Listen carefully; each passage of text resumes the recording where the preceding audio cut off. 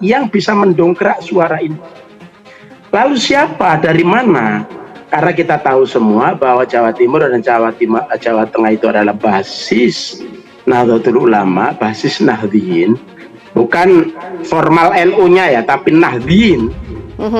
Dan Nahdliyin itu hasil survei terakhir dari lembaga indikator ya kan, 52% Muslim Indonesia itu mengaku NU, ya 52%.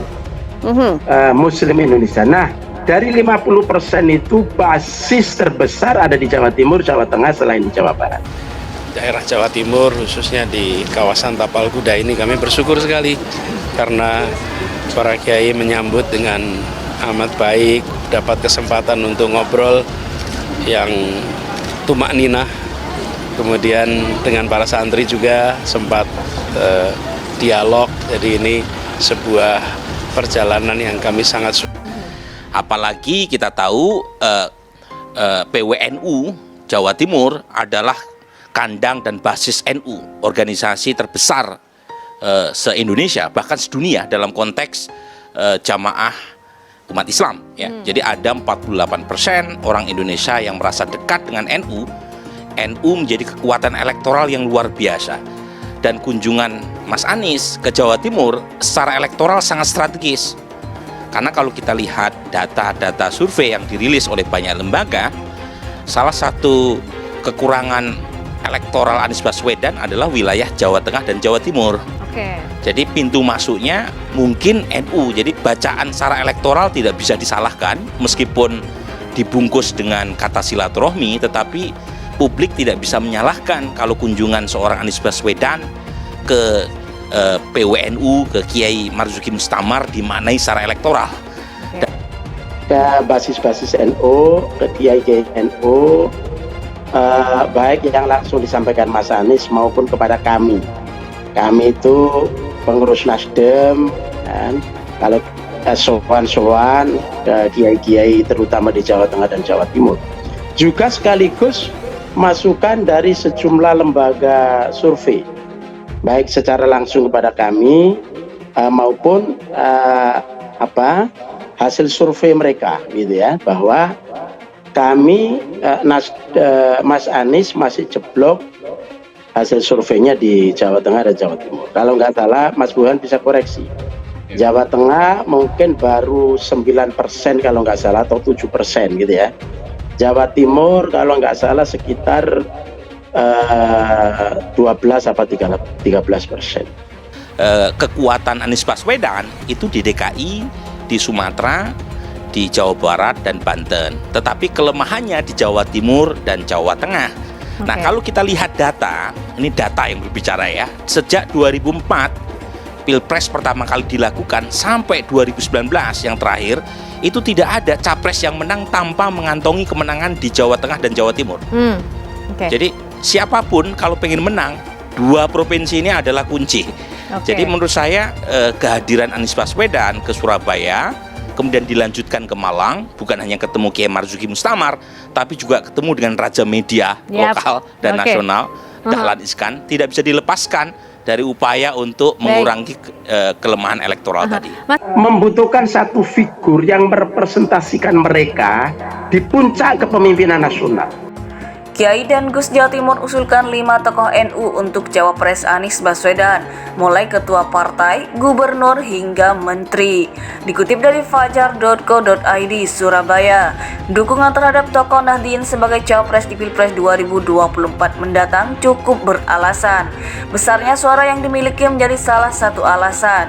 Di Jawa Timur, lebih dari 200 kiai dan Gus mengusulkan 5 bakal Cawapres kepada Baca Pres Anies Baswedan.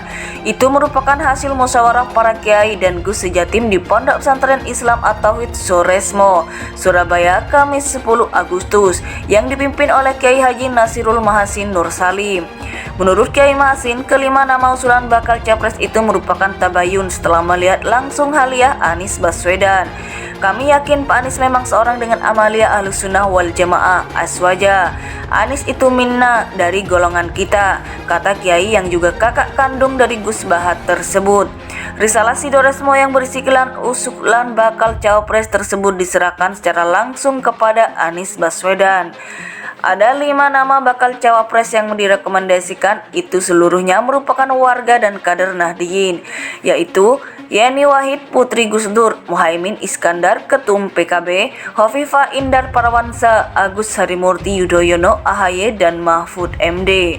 Tentu lanjut dia, siapapun yang akan dipilih, peserta musyawarah mengembalikan keputusannya kepada Anies Baswedan sendiri.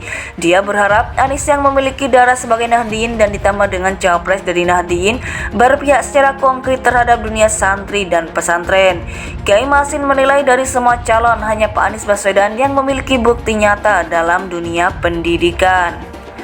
Jadi kami para kiai lebih mempercayai Pak Anies untuk kami titipkan santri-santri kami dan pesantren agar mereka menjadi lebih cerdas dan sejahtera, tuturnya.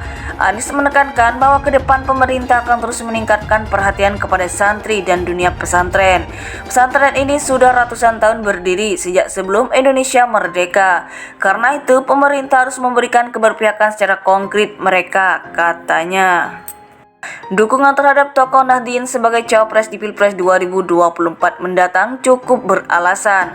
Besarnya suara yang dimiliki menjadi salah satu alasan. Di Jawa Timur, lebih dari 200 kiai dan gus mengusulkan 5 bakal cawapres kepada baca pres Anies Baswedan.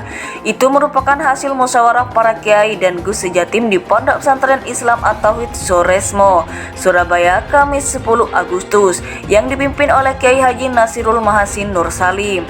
Menurut Kiai Masin, kelima nama usulan bakal capres itu merupakan tabayun setelah melihat langsung haliah Anies Baswedan. Kami yakin Pak Anies memang seorang dengan amalia Ahlus Sunnah wal Jamaah aswaja. Anies itu minna dari golongan kita, kata Kiai yang juga kakak kandung dari Gus Bahat tersebut. Risalah Sidoresmo yang berisikan usulan bakal cawapres tersebut diserahkan secara langsung kepada Anies Baswedan. Ada 5 nama bakal cawapres yang direkomendasikan, itu seluruhnya merupakan warga dan kader Nahdliyin, yaitu Yeni Wahid Putri Gus Dur, Muhaimin Iskandar Ketum PKB, Hovifah Indar Parawansa, Agus Harimurti Yudhoyono AHY, dan Mahfud MD. Tentu lanjut dia, siapapun yang akan dipilih, peserta musyawarah mengembalikan keputusannya kepada Anies Baswedan sendiri.